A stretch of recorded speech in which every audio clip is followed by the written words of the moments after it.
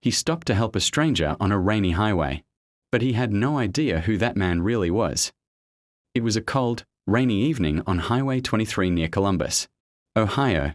The sky was gray, and cars rushed past like they were in a race against time.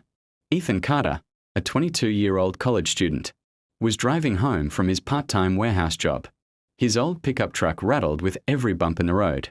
He was tired, stressed, and thinking about the tuition bill he still hadn't figured out how to pay. Then he saw it. On the side of the highway, a silver luxury sedan sat with its hazard lights blinking. An elderly man stood beside it, looking confused and slightly panicked. The rain soaked his coat as he stared at the flat tire. Most cars sped past without slowing down. Ethan hesitated. He was already late. He needed gas money. He didn't have time. But something about the old man's trembling hands made him pull over. He grabbed his hoodie, stepped into the rain, and walked toward him. "Sir, you okay?" Ethan asked. The elderly man looked relieved. I think I have a flat tire. I tried calling roadside service, but my phone battery died." Ethan knelt down and checked the tire. Completely flat. "No worries," Ethan said with a small smile. "I'll help you change it." The old man looked surprised. "You don't have to do that." "It's all right," Ethan replied. "My dad always said, if you can help someone, you should." For the next 20 minutes, Ethan worked in the pouring rain. His hands got dirty. His hoodie got soaked. Cars splashed water as they passed. The old man tried to help but seemed weak and unsteady. Finally, Ethan tightened the last bolt and stood up. "You're good to go, sir." The old man looked at him with deep gratitude. "Young man, thank you. You have no idea what this means." Ethan just shrugged. "It's nothing." But as he glanced at the car logo on the hood and the custom license plate, something about it felt familiar, very familiar. And that's when his heart skipped a beat, because he had seen that exact car before, somewhere that changed his life forever. As the rain slowed to a drizzle, the old man reached into his coat pocket. "At least let me pay you," he insisted. Ethan shook his head. "No, sir. Really. I'm fine." The old man studied him carefully. "What's your name, son?" Ethan Carter." For a moment, the old man froze. "Carter," he repeated softly. Ethan didn't notice the change in his expression. His eyes were locked on the license plate now. It read, Harrington. His chest tightened. 5 years ago, Ethan's father had worked at Harrington Steel Industries, one of the biggest manufacturing companies in Ohio. The company had suddenly shut down their local plant, leaving hundreds of workers unemployed overnight, including Ethan's father. The financial pressure, the stress, the medical bills. It had broken his dad. He passed away a year later from a heart condition, and Ethan had always blamed one name, Harrington. His hands began to shake.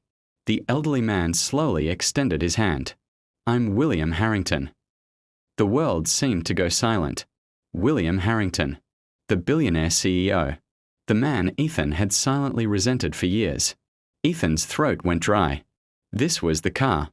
This was the man. The old man who looked fragile and lost was the same powerful businessman who had unknowingly changed Ethan's life forever. Anger flickered inside him. He could walk away right now. He could tell him exactly what his company had done to his family. But then he remembered his father's words. "Son, never let bitterness turn you into someone you're not." Ethan took a deep breath. "Nice to meet you, sir," he said calmly. William looked at him with searching eyes. "You seem like a good young man." Ethan forced a small smile. "I try." As William got back into the car, he paused. "Ethan, would you mind if I asked you something?" Ethan hesitated. "Sure." "What are you studying in college?" Ethan swallowed. "Mechanical engineering. I want to design safer industrial equipment." William's eyes widened slightly. "Interesting," he murmured. "Very interesting." 2 weeks later, Ethan was called into his college dean's office. He assumed it was about late tuition payments. Instead, the dean smiled. "Ethan, you've been selected for a full scholarship grant." Ethan blinked. What? The dean slid a letter across the desk. It bore the logo, Harrington Foundation. His heart pounded as he opened it. Inside was a handwritten note. Dear Ethan, sometimes life gives us a second chance to do better. Thank you for helping an old man in the rain. Your father would be proud of the man you are becoming. William Harrington. Ethan felt his eyes burn. The scholarship would cover his remaining tuition, books, even housing. At the bottom of the letter was another line.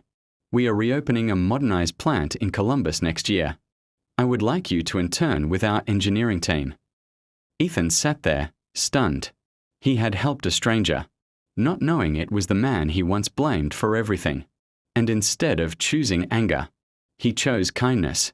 That single decision changed his future. Months later, Ethan stood inside a newly designed Harrington facility, one focused on worker safety, fair wages, and community support. William Harrington had quietly admitted that shutting down the old plant had been one of his biggest regrets, and meeting Ethan had reminded him of the human side of business. Sometimes, the person you think hurt you is the same person life uses to heal you. And sometimes, a flat tire on a rainy highway is actually destiny in disguise. If you love heart-touching stories, make sure you are subscribed. And now let's begin. If this story touched your heart, don't forget to subscribe for more powerful stories like this.